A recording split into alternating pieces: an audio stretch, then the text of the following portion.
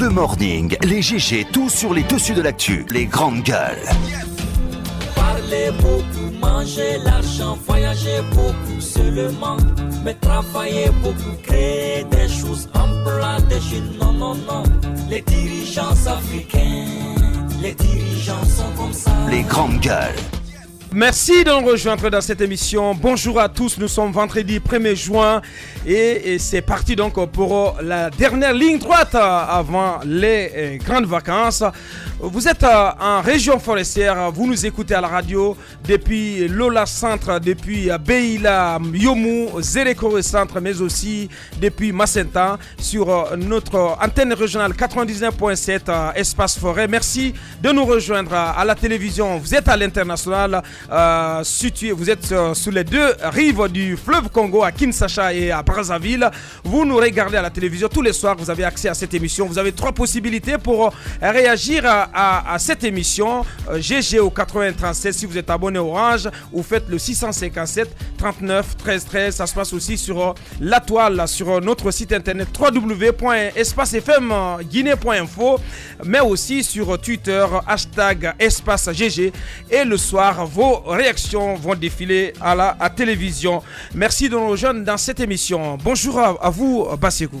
Bonjour Abakar. Bonjour Jacques Lewaleno. Bonjour Abakar. Antoine Kigbafori Kourouma, bonjour.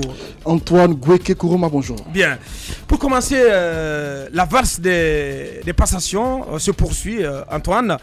Et aujourd'hui, attendu en fin de journée, la passation au ministère de l'Éducation. Et la question que l'on se pose, c'est vrai qu'on ne peut rien dire contre le décret du président de la République, mais c'est un changement de ministre qui intervient à 3 semaines du début des examens. La crainte aujourd'hui, est-ce que le nouvel entrant, est-ce qu'il va pouvoir maîtriser tout le dispositif, Antoine? Cette crainte, elle est légitime au regard de la proximité qu'il y a entre la prise de ce décret et les examens qui s'annoncent à grands pas. On l'a dit tantôt, bien avant que le président ne prenne le décret, nous craignons que ce ministre ne soit changé au profit d'un autre. Aujourd'hui, certes, il y a des cris par rapport à la nomination de Maurice Sangaré, mais ce qu'il faut dire, c'est que Maurice Sangaré, certes un ministre, mais c'est un manager qui va travailler avec des personnes qu'il a trouvées sur place, notamment... Comment c'est un manager? Qu'est-ce que tu sais de lui? C'est ce qu'on va se dire.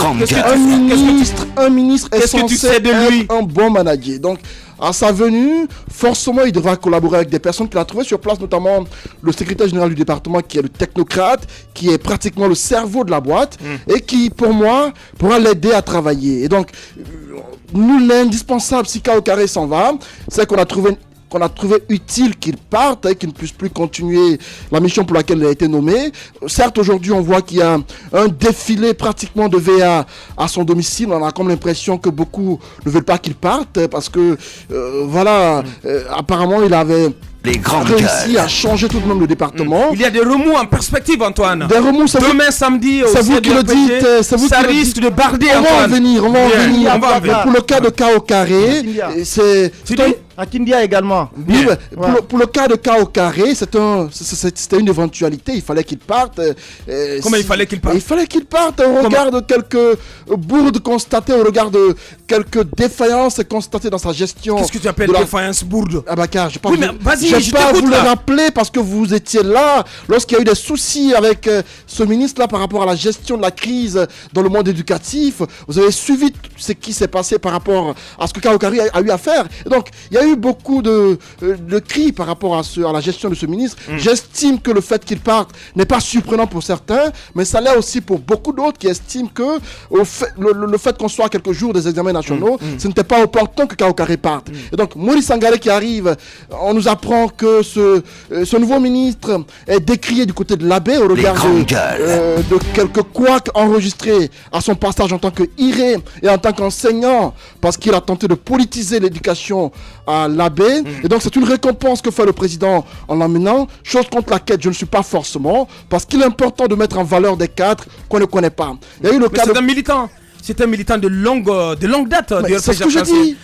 Quand on est militant, c'est aussi... Il a passé 20 ans à Pita en tant qu'instituteur ordinaire, mais aussi en tant que représentant du RPG Arc-en-Ciel. Quand on est militant actif d'un parti... Depuis l'époque du maquis. Oui, quand on est militant actif d'un parti politique et que par après qu'on est récompensé, ce n'est pas surprenant. Le président a quelques années... Ce n'est pas une politisation.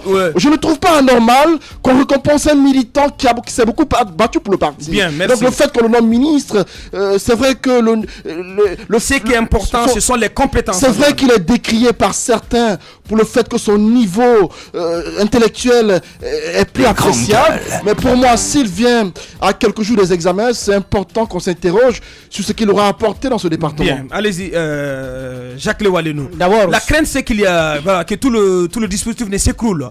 Oui, mais bon, je pense que le cabinet ne bouge pas, c'est le ministre Kaokare qui part. Mais je crois à la réflexion, nous devons la pousser très loin. Parce que nous sommes d'accord quand même que tout comme Kaokare, Maurice Sangaré, c'est un militant. Et tout comme Kaokare, Maurice Sangaré est un instituteur. Donc ce sont des gens qu'on n'a pas pris forcément à raison de leurs compétences. Instituteurs à la base. Bien. On ne les a pas désignés parce qu'ils sont forcément compétents, mais parce qu'ils sont aussi des véritables militants. Et je crois que Maurice Sangaré faisait partie du dispositif parce qu'il était inspecteur régional de l'éducation et rien ne s'est fait sans ces inspecteurs régionaux, sans ces directeurs préfectoraux. Donc ils travaillent ensemble avec le département sur la façon dont les examens doivent être organisés. Je crois que rien n'est nouveau en la matière. Maintenant, pour Kaokare, comprenons une chose, ce qu'il a amené, c'est ce qu'il a enlevé. C'est-à-dire il est venu au lendemain de la grève de février 2017, alors c'est au lendemain de la grève de février 2018 qu'il est parti. Même si bien évidemment ça a coïncidé avec ces remaniements-là. C'est le même problème. Au fait, le même problème qu'il a amené, c'est le même problème qu'il a enlevé. Donc soyons d'accord sur ce principe-là. Maintenant, est-ce que ça peut créer des remous au sein du RPG Arc-en-Ciel? Je ne sais pas si les militants vont choisir, si vous voulez, un cadre politique. On va préférer un cadre politique par rapport à un autre. Le problème, nous, c'est le système éducatif lui-même qui nous regarde. Si l'année dernière, nous avons assisté à des examens qu'on a qualifiés de plus ou moins sérieux parce qu'il y a eu la rigueur, non seulement dans le déroulement des examens, mais également dans tout le processus qui a conduit à la correction et à la publication des résultats. Je crois on peut s'interroger, et la question elle est très légitime, est-ce que celui qui est là à la tête pourra prendre de bonnes décisions? Est-ce qu'il pourra accélérer les choses de manière à ce qu'il n'y ait aucune possibilité de tricher ou de fraude, parce que voilà, la possibilité de frauder. L'année dernière, il y a eu beaucoup d'échecs. Maintenant, l'échec pour nous, je crois, nous étions en train de nous dire est-ce que c'est le nombre de redoublants qui doit compter ou la qualité des admis? Et moi, je pense que c'est la qualité des admis. Si on organise un examen au niveau du certificat, que nous ayons par exemple tous ceux qui franchissent comment on appelle ça, ce seuil-là de la 6e année puissent venir au collège en sachant lire correctement et écrire correctement. À mon avis, même s'il y a beaucoup de redoublants, il y aura peut-être à encourager ou disons à mettre de l'énergie au niveau de l'enseignement élémentaire pour améliorer le niveau des enseignants, mais également à encourager les enfants à venir massivement à l'école suivre les cours. Mais on ne se plaindra pas assez parce que ceux qui sont admis sont de qualité. Bien. Les grandes gueules. Maurice Sangaré, il a ce premier défi, réussir les examens nationaux. Oui, j'ai été l'un des animateurs ici et quand vous m'avez posé la question, est-ce que le ministre Kaokare devrait partir? Eh bien, je vous ai dit, il devrait partir parce que tout simplement, il y a eu une gestion catastrophique de la crise qui s'est déclarée dans le secteur de l'enseignement préuniversitaire. La crise a eu raison finalement de lui et puis du ministre du Travail, Albert Damantan, vous le savez, parce que la gestion de la crise n'a pas été bonne et vous le savez, là où ça nous a conduit. Donc en réalité, c'est cette crise-là qui a emporté ces deux ministres. Oui, ces deux ministres, il faut être clair.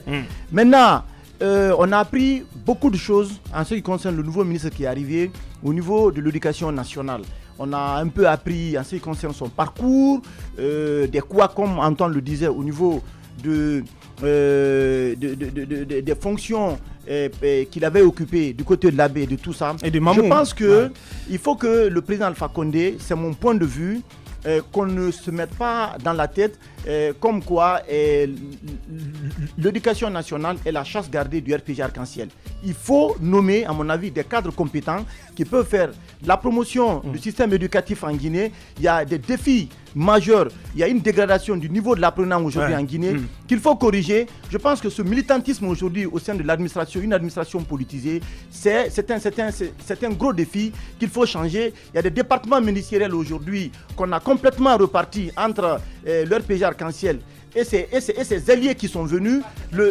C'est normal, c'est le RPG qui est au pouvoir. Oui, mais que ce soit des cadres compétents, je suis d'accord, mais un cadre qui arrive déjà, dont on remet en cause, comme on n'appelle pas la capacité managériale, mais le niveau intellectuel. Le niveau intellectuel, avec tout ce qu'on a appris, je pense que ça pose un gros problème. C'est aussi au cadre, c'est aussi au niveau aussi du ministère aussi de la Santé, avec l'arrivée de Nyako Ilama. Je suis surpris parce qu'il a été conduit au niveau du ministère, qu'on appelle des affaires étrangères. Des affaires étrangères. Ensuite du ministère, du même ministère de la Santé. Oui, du même ministère. Donc je ne sais pas pour quelle raison, pour quel calcul politique, je me demande, on va encore ramener un tel monsieur au niveau du ministère. Qui a été renvoyé par 2 fois du gouvernement. Parce que je précise qu'on peut tout dire, mais s'il y a un secteur quand même dans lequel aujourd'hui il y a eu un peu de résultats, il y a eu des réformes qu'on a engagées, c'est bien au niveau du ministère de la Santé, avec cette gouvernance centrale qu'on est en train d'instaurer au niveau du ministère de la Santé, avec les réformes qu'on était en train d'engager pour qu'il y ait un véritable audit au niveau du ministère de la Santé. Laisse-moi te dire, mais ce qui a fait partir le jeune Abdourahmane Diallo, c'est parce qu'il s'est attaqué au baron du système. Il s'est attaqué au grand frère de Balo qui est à la présidence, qui est chef de cabinet à la présidence. Son grand frère qui était son secrétaire général. Donc il y a 2 militants qui étaient son secrétaire général et son chef de cabinet qu'il a réussi à dégommer, et finalement c'est ce qui lui coûte son poste aujourd'hui. C'est ce que je vous dis. Je te dis des choses vraies comme ça. Mais nous avons une administration assez politisée qu'il faut changer. C'est dans ce cas, l'État fonctionne selon les humeurs des uns et des autres. Mais bien entendu, pour le cas Maurice Sangaré. Mais le président, il est pris en otage. Et pour le cas Maurice Sangaré, je me rappelle que récemment on a appelé Ayatata, qui est député UFDG, qui était proviseur d'une école du côté de l'Abbé, mais elle était estomaquée d'apprendre que cet enseignant a été conduit comme ministre. Elle appelait à l'époque Tchouné, qui signifie les grandes gueules. Tocard, en termes de ce genre-là, parce qu'il avait à l'époque tenté de la muter comme, je crois, enseignante à l'intérieur du pays, c'est-à-dire de l'Abbé, on a voulu l'envoyer dans un village, une façon de la sanctionner, chose qui n'avait pas marché à l'époque, parce que les élèves avaient manifesté. Bien. Donc c'est important que l'on revienne sur ces dénonciations faites au niveau de ce ministre. On espère qu'il ne vient pas pour encore une fois politiser l'éducation guinéenne, parce que ça ne marchera pas. Il sera pire que Kaokare. Vous verrez. Allez-y. Quand vous prenez un militant que vous envoyez à la tête d'un département, attendez-vous à la politisation à outrance de ce département. Pour terminer, il faut que les mouvements de soutien, les mouvements de contestation, parce que je le dis, parce qu'on a été informé par exemple pour le cas de Oé Guilavogui, des gens qui sont venus nous voir ici. On en parle dans un instant. On en parle dans un instant. Mais avant, on s'intéresse à quelques passations de services. Au ministère de la Communication par exemple, ce discours du nouveau ministre, du nouvel entrant qui n'est pas passé inaperçu. Il y a aussi celui de Alpha Ibrahima Kera du côté du ministère de la Sécurité qui annonce la fin de la récréation. Antoine. Ce qui n'est pas surprenant parce que chaque ministre, pour convaincre, a forcément besoin de séduire. Et donc, pour le cas du nouveau ministre, le jeune Amara Somparé, on a senti des pics lancés à l'endroit de son prédécesseur. C'est-à-dire, à peine entré en fonction, il déclare ouvertement que désormais ce sera le dialogue. Il ne sera plus dans cette façon de gérer de façon bureaucratique, à ne pas aller s'enquérir des problèmes des travailleurs. Et donc, le ministre Amara Somparé veut désormais dialoguer avec les travailleurs et du service public et du service privé. Donc, pour moi...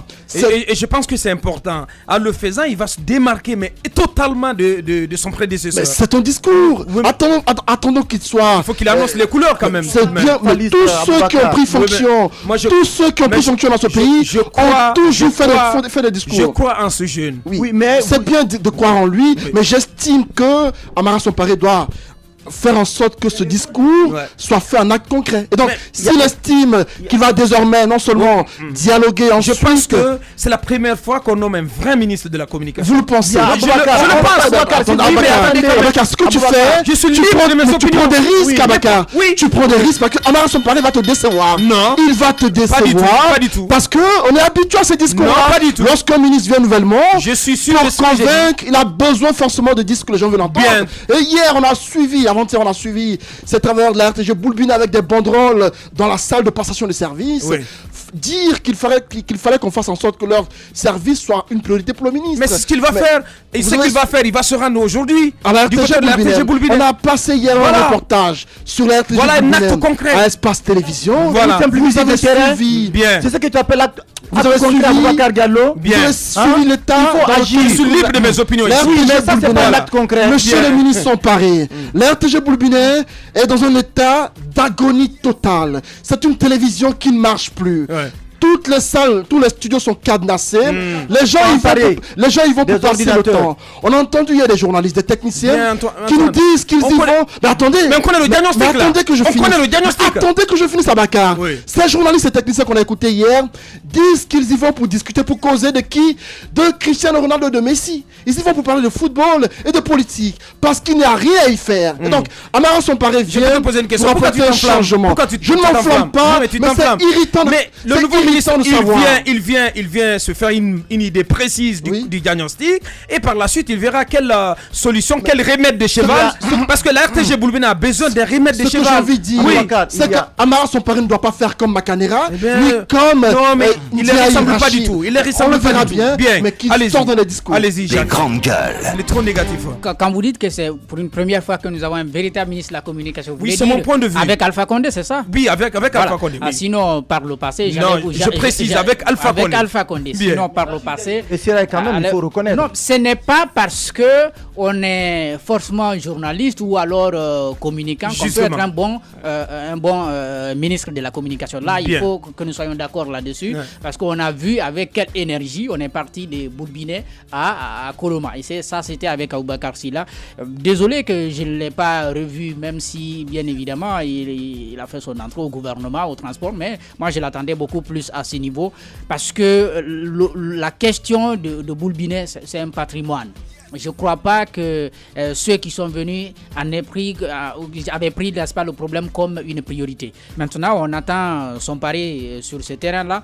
Ça ne doit pas se limiter seulement à une simple visite de Et terrain. Keira. Il doit prendre de bonnes décisions. Maintenant, pour Keira, on a entendu ce discours Otis Keira. que la récréation est terminée. Ils vont faire face aux troubles à l'ordre public. Ils vont lutter contre la délinquance, etc. etc. Ce sont des pics quand même qui sont envoyés L'opposition qui le en voit direction. Oui, il y a l'opposition, mais il y a surtout ce Kabelé-là, à qui on dit qu'il a été peut-être très gentil avec les gens. Peut-être qu'il n'a pas eu beaucoup de résultats, même s'il a essayé Je crois de faire quelque chose. Je crois que Kabelé à la sécurité, c'était un échec. Oui, Ouais. je ne crois pas que ça a été Mais totalement si, un si, échec. si, c'était Non, un échec. je ne crois pas vous que ça a été assure, totalement un échec. c'était un échec. Je ne crois pas. Ouais. Pas du tout. Il était sous le coup de l'usure du pouvoir. Mais non, mais pas du tout. Mais qu'est-ce qu'il a apporté? Non, non, non. Qu'est-ce qu'il a Ce n'est apporté de pas- nouveau? Vous Non, pouvez pas, vous je pouvez ne pas crois faire pas. tout en noir. Je ne crois Bien. pas. Non. Je ne crois pas. Je c'est crois mon pas. point de vue. La formation, point de vue. la formation. Je suis libre de l'exprimer. Il a Il est beaucoup pas travaillé. objectif ce Il a matin. beaucoup travaillé dans la formation. Bien. Il a beaucoup travaillé. Il a beaucoup. D'ailleurs, il a poursuivi les réformes parce qu'il y a des réformes qui avaient été engagées. Il a poursuivi ces réformes. Je crois on ne peut pas dire aujourd'hui que Kabelé n'a rien laissé comme trace au ministère de la Sécurité. Je serais même tenté de dire qu'il est celui parmi tous ceux qui sont passés à ces départements, en tout cas avec Alpha Condé, celui qui a le plus posé d'actes concrets. À part, bien entendu, on peut penser tout ce qu'on peut penser, mais je crois lui, il a été beaucoup plus concret. Maintenant, celui qui est arrivé, je ne sais pas s'il est venu pour travailler ou alors quand il dit la récréation est terminée, de quelle récréation Mais il faut l'attendre aux veut-il actes. parler? Il faut l'attendre Nous aux actes. attendons vraiment qu'il pose ces actes-là, mais si c'est pour la répression, parce qu'il ne faut pas oublier, Keira est le chantre du 3e mandat. Il l'a dit à plusieurs reprises aux assemblées générales du RPG Arc-en-Ciel. Donc quand il dit la récréation est terminée, nous ne pouvons penser qu'à toute démarche qui contraindrait ou qui amènerait, n'est-ce pas, le département à aider le président à aller vers le troisième mandat. Merci Antoine, oui. Quand il parle de récréation, c'est forcément à l'opposition qui s'adresse. On a suivi la réplique de Fodé Oussou Fofana contre ces propos de ce nouveau ministre. Et Fodé Oussou, dans son discours, a rappelé aux ministres qu'ils ont le droit de manifester et que personne ne pourra les en empêcher. Et donc si le ministre estime que la récréation est terminée, c'est forcément dire qu'il va désormais mater ceux qui vont enfreindre à la loi peut-être, ou il va faire en sorte que les manifestations... Tu peux pas lire dans ses pensées, Antoine. Mais c'est sûr, vous voulez qu'on fasse quoi? Quand on parle de récréation, mais on va forcément tenter de lire dans ses pensées. Mais c'est ce qu'on attend de lui. Quand on parle de récréation, c'est ce qu'on attend de lui. C'est forcément lié aux manifestations de rue. Siffle la fin de la récréation en Guinée. Vous voyez ce qui se passe dans la circulation, il en a touché un mot. Oui. Moi j'aime les gens. Alpha Keïra vient en mission. Non, attendez quand même. Il faut pas vouloir tout peindre en noir. Mais il a de la volonté. Il a de la volonté par exemple de mettre fin à l'anarchie dans la circulation. Pourquoi vous vous lisez dans ses pensées aussi? Non mais ça aussi. Mais pourquoi vous lisez dans ses pensées? Vous pensez pas que ça c'est de la récréation? Vous lisez dans ses pensées aussi. Il y a de la récréation dans la circulation. Et également dans les manifestations. Oui, non, je ne sais pas. Principalement dans les manifestations. Ne m'amène pas sur ce terrain-là. Non, non. Ne m'amène pas sur ce terrain-là. C'est ce qui a poussé Fodé Oussou à réagir, parce que pour moi les pics c'était à l'endroit de l'opposition de l'UFDG. Non, je ne crois pas. Je crois qu'il est allé trop vite en besogne. On est au courant de la divergence d'opinion entre lui et Cellou Dalein Diallo. Rappelez-vous de cette réplique de Alpha Ibrahima Keïra lorsqu'il disait qu'à l'époque, quand Cellou a voulu le remplacer par Aliou Condé au poste de ministre, je crois, de la décentralisation, il a voulu y mettre Ali Condé. Et à l'époque, Lansana Conté avait fait en sorte d'abroger Aliou Condé, Lansana Conté à l'époque avait abrogé ce décret-là pour maintenir Alpha Ibrahima Keïra. Donc il y a cette rancune-là qui c'est antécédent. Les deux hommes. Et j'estime que ça va se répercuter sur la gestion des affaires d'Alpha Ibrahima Keïra, qui à mon avis... Tu penses qu'il va se venger? Bon, pas se venger, mais qui, à mon avis, va faire en sorte d'avoir dans sa ligne de mire l'opposition. Et j'estime que ce sera un bras de fer qui est déjà engagé. Merci, et on Antoine. attend de voir les résultats sur le terrain. Merci, Antoine. Et du côté des TP, Dame Oumou Kamara qui a brillé par son absence. Oui, tout simplement. Oui, ça fait qu'on n'a pas vu de la presse. Les gens se sont interrogés pourquoi elle n'est pas venue quand même à cette cérémonie officielle. Elle est très frustrée, la dame. Pourquoi elle n'est pas venue? Non, pourquoi? Elle n'est pas là éternellement. Oui, non, je suis pas d'accord. Elle pense qu'elle avait des résultats.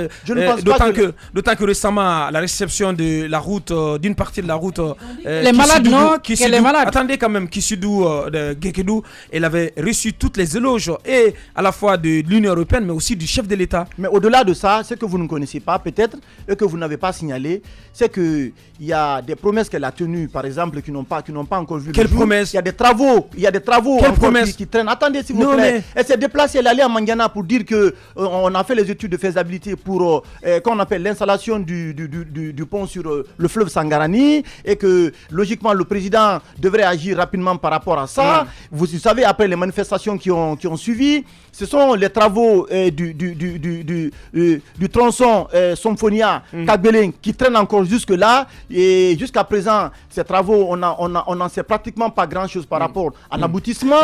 Il y a des ponts de franchissement aujourd'hui à l'intérieur du pays, vous le connaissez, le pont de Linsan qui est devenu un souci pour les usagers de la nationale numéro 1. Effectivement, depuis quelques jours maintenant, les gens passent pratiquement la moitié de la journée. Et je pense que ça devrait être le premier chantier auquel Moustapha Naïté devrait s'attaquer. Il devrait s'atteler parce que la plupart des ponts de franchissement qui ont été installés pour permettre aux populations dans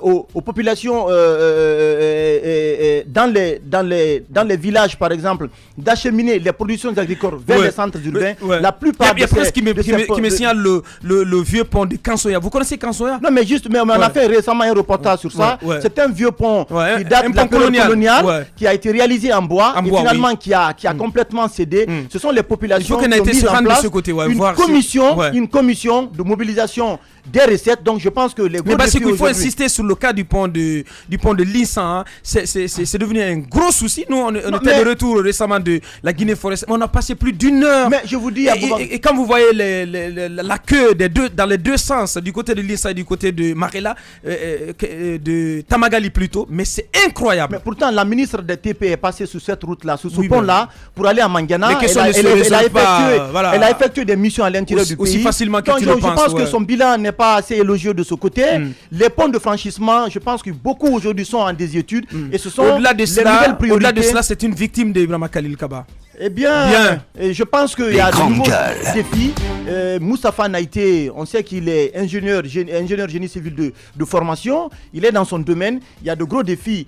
Il y a aussi au niveau du ministère aussi des TP, ce qu'on apprend, c'est qu'il y a beaucoup aujourd'hui de flou autour comment on appelle, des passations au niveau de l'octroi des marchés. Des Guinéens, par exemple, qui ont mis en place des bureaux d'études, ont des difficultés à avoir certains marchés au profit des étrangers. Donc, à mon avis, il faut qu'il y ait une véritable transparence dans l'octroi des marchés, que les procédures de passation au niveau des marchés publics, par exemple, au niveau des travaux publics, soient respectées, parce qu'il y a beaucoup d'entreprises aujourd'hui qui sont dans les BTP, qui ont été complètement agenouillées par la faute de l'État guinéen, qui est un mauvais payeur. Des gens ont fait des investissements pour réaliser des routes ici, des routes qui ne sont pas achevées. Les financements ne sont pas arrivés en terme. Donc je pense que c'est tous ces problèmes-là, toutes ces questions qu'il faut que le ministre Moustapha Naïté, à mon avis, devra faire face. Merci. C'est une militante aussi. Donc si elle est partie, je pense que elle n'a qu'à partir. Elle n'est pas la seule Guinéenne. Il y a beaucoup de Guinéens, je pense bien, qui sont capables de faire comme elle. Bien, on en vient au cas de cet étudiant donc, qui a été victime d'un accident il y a peu sur la route Fidel Castro, hein, ici du côté de Sangoya. Et vous nous apprenez ce matin les Russes qui décident enfin de se bouger. Ils le font 3 semaines après. Rappelez-vous de ces dénonciations qu'on a faites à l'antenne par rapport au fait que les Russes, après avoir accidenté ce jeune, n'aient pas réagi tout de suite. Et donc c'est au bout de 3 semaines, les Russes se sont rendus hier dans la famille de la victime et ils ont contribué à hauteur de 5 millions de francs guinéens. Alors, après leur passage, on m'apprend qu'ils y sont partis avec un médecin russe qui devra voir comment faire en sorte que le bras du petit, qui je ne dirais pas est complètement endommagé, mais qui n'est pas en bon état, soit complètement rétabli. Rappelez-vous qu'à l'époque, le ministre Tibou s'est beaucoup investi pour que ce jeune recouvre sa santé. Il a contribué à hauteur de 14 millions de francs guinéens. Et bon, si aujourd'hui les Russes, au bout de 3 semaines, décident de réagir, j'estime que ce n'est pas de leur faute, mais c'est la faute à l'État guinéen. L'État, également la société civile guinéenne, qui sont complètement restés muets sur la question. On n'a pas manqué de dire ici que la police, dans son rapport qu'il a établi par rapport à cet accident, a été partial, parce que dans le rapport, il a été indiqué que le jeune n'a pas raison. Dans le rapport, il a été indiqué que la voiture des Russes n'a pas été le premier à percuter le jeune. Et que bien, finalement, quand il fait ces Russes, ils y sont allés avec le consul hier, dans la famille de ce jeune-là. Ils ont non seulement salué et ils ont dit qu'ils sont venus pour s'enquérir de l'état de santé du petit, et ils ont donné une modique somme de 5 millions de francs guinéens comme contribution, et ensuite ils disent qu'ils vont voir comment ils peuvent le prendre en charge. Mais j'estime que c'est le médecin après la mort. On ne peut pas, après un accident... Il n'est pas mort quand même, Antoine. Il n'est certes pas mort, mais attendez, vous imaginez la souffrance, la souffrance qu'il a endurée. D'un peu d'attention et de moyens pour se soigner. Cette famille a voulu porter plainte. Malheureusement, elle n'a pas les moyens de le faire. On a pensé que dans ce pays, il y avait des personnes qui étaient sensibles à une telle situation. La société civile, à qui on a lancé un appel, elle est seulement jetée coup d'œil à l'hôpital et elle s'est retirée par après. Personne n'a daigné soutenir ce jeune. Personne n'a daigné l'accompagner pour porter plainte contre les Russes. J'estime que c'est une fuite en avant. L'État guinéen est resté, n'a pas joué son rôle. Bien. Il a été irresponsable dans ce dossier-là. Merci Antoine. Voilà. Massacre du 28 septembre, Bassikou, une étape importante de franchir ce vendredi. Effectivement, on parle d'une cérémonie officielle de l'installation, la mise en place des membres du comité de pilotage qui va permettre donc de créer les conditions pour la mise en place donc, du procès devant un procès au cours duquel on va statuer sur les massacres du 28 septembre 2009. Je précise qu'il y a eu beaucoup, d'inculpations. Les victimes sont dans l'attente de la tenue de ce procès. Je rappelle que le ministre Cheikh Sako, une fois chez les GG, avait annoncé qu'en octobre 2017, eh bien, la Guinée allait pouvoir réunir les conditions pour la tenue de ce procès. Et un pool de juges a été constitué. Il y a eu une commission rogatoire qui allait entendre le capitaine Moussa Dadis Camara. Il y a eu des inculpations. Lui-même, il a dit que l'instruction dans ce dossier-là était fermée. Donc, c'est qui ouvrait la voie, logiquement, à la tenue de ce procès. Mais jusque-là, on attend. Est-ce que le gouvernement guinéen, aujourd'hui que nous connaissons, a la capacité de réunir... Il y a un nouveau gouvernement, il y a un nouveau Premier ministre, attendez quand même. Et c'est ce nouveau Premier ministre qui va présider la mise en place de ce comité. Mais il est attendu sur toutes ces questions, bénéfice du doute quand même. Non, attendez, est-ce que le gouvernement a la capacité de réunir les conditions matérielles, financières pour la tenue d'un procès juste et équitable en Guinée? Mais c'est une obligation. Non, attendez, s'il vous plaait. Mais non. Je me pose cette question parce que... Si elle n'était pas capable, la CPI s'en serait saisie. C'est clair. Parce que c'est une obligation régalienne. Vous avez vu plusieurs Fatou Bensouda s'était rendu ici. Je veux qu'on ouvre les yeux. Attendez, je veux qu'on ouvre les yeux. Je veux qu'on ouvre les yeux. Depuis combien de temps on est en train d'annoncer la tenue de ce procès en Guinée? Aujourd'hui, la plupart Fatou Bensouda en Guinée, c'était pour inquiéter Dadis Camara. La plupart des cours et tribunaux aujourd'hui, en tout cas de Conakry, les tribunaux de première instance, là où on tient les procès, ce sont des maisons de location. Cheikh Sako, depuis qu'il est venu, qu'est-ce qu'il a fait dans ce sens aujourd'hui pour permettre à ce que la Guinée, qu'on appelle à Conakry, peut connaître des palais de justice. Deuxièmement, on a plusieurs fois insisté sur la délocalisation de la maison centrale de Conakry. Depuis que Cheikh Sako est venu, le projet de construction de la prison de Rekogia, jusqu'à présent, ça traîne. Qu'est-ce que M. Cheikh Sako a pu faire dans ce sens? Donc, ensuite, vous pensez qu'il ne méritait pas d'être reconduit? Les greffiers, vous le savez, ont annoncé une grève pour le 8 juin. Qu'est-ce qu'il a fait par rapport à ça? L'administration pénitentiaire ici, vous le savez très bien, elle est en grève. Elle est défaillante. Il y a des évasions à Conakry, et à l'intérieur du pays. Aussi, il faut dénoncer cette surpopulation carcérale, les conditions de traitement dans nos prisons. Qu'est-ce que M. Sako a fait par rapport à tout ça? On ne fait pas le procès de M. Sako. Oui, mais je profite justement pour vous dire... Oui, du procès du 28 septembre. C'est Alpha Condé seul qui sait pourquoi il a reconduit le ministre Cheikh Sako, parce qu'à mon avis, sa gouvernance a été un échec au niveau du ministère de la Justice. Merci à vous, Basseko. Qu'est-ce que ça vous inspire? En fait, moi... Vous croyez finalement à la tenue d'un procès d'ici la fin de l'année? Bon, pas pour le moment. Au fait, je ne comprends pas. Je ne sais pas si l'installation de ce comité de pilotage était dans l'agenda du ministre. Je ne le savais pas. Mais si, parce que, écoutez, en 2017, il nous a dit d'ici la fin de l'année qu'on aurait un procès. Et il n'avait pas fait une communication sur la mise en place d'un comité de pilotage. Donc, si après l'échec de 2017, il revient pour parler de ce comité de pilotage, je me dis tout simplement qu'on est en train peut-être de... je ne sais pas moi, mais on n'est pas en train de suivre le dossier comme il le faut. C'est-à-dire, on va quand il y a un peu de silence, quand les ONG de défense des droits de l'homme ou alors les victimes parlent un peu, on dit bon voilà ce qu'on est en train de faire. Je suis pas d'accord. Moi, c'est l'impression que j'ai. C'est l'impression que j'ai. Ce sont des étapes importantes. Oui, les étapes dans importantes. Le processus vers le procès. Les étapes importantes. Oui, mais... Il ne faut pas cracher sur cela. Moi, je suis en train de dire si c'était prévu. Mais en 2017, nous l'aurions su. Il allait faire une communication sur ça. Peut-être, au lieu de nous dire qu'on aurait eu un procès d'ici la fin de l'année, il pouvait nous dire tout simplement qu'on aurait la mise en place de ce comité de pilotage. Mais il n'en a jamais parlé. De toutes les parce façons, que le procès ne s'est pas tenu en 2017. Il faut tout de même se féliciter quand même pour parler de ça. Bon, le comité va être mis en place. Ne vous félicitez pas tout de suite. Comment il va travailler? Avec quels moyens? Quel est son objectif? Et avec quel temps on va lui donner pour que nous allions, n'est-ce pas, à ce procès? Parce qu'il faut remplir toutes les conditions, il faut mettre tout en œuvre pour aller au procès. Mais encore une fois, il faut que nous ayons, si vous voulez, des moyens pour y aller. Bien, la suite. Véritable success story de la radio Espace Guinée, les Grandes Gueules, détentrices des meilleurs scores radio en Guinée, de la meilleure émission talk show, a donné le créneau horaire du départ au bureau et du retour à la maison, récoltant depuis des années consécutives le titre d'émission la plus écoutée en Guinée, toutes catégories confondues. Un grand total de plus de 5 millions d'auditeurs ont été fidèles au talk show Les GG, diffusé jour après jour sur toutes les stations du réseau Adafo Média de 9h à 10h30, un exploit qui restera longtemps dans les annales de la bande FM en Guinée.